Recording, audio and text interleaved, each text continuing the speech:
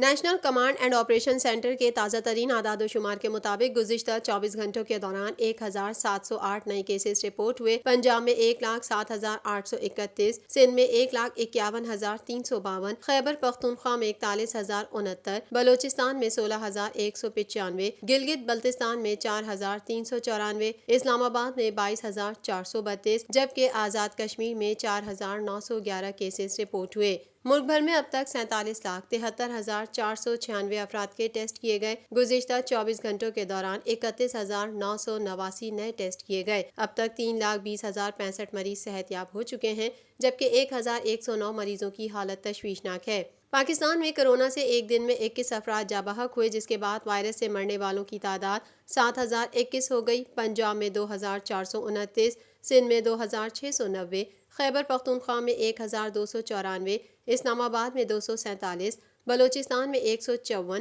گلگت بلتستان میں 93 اور آزاد کشمیر میں 114 مریض جان سے ہاتھ دھو بیٹھے۔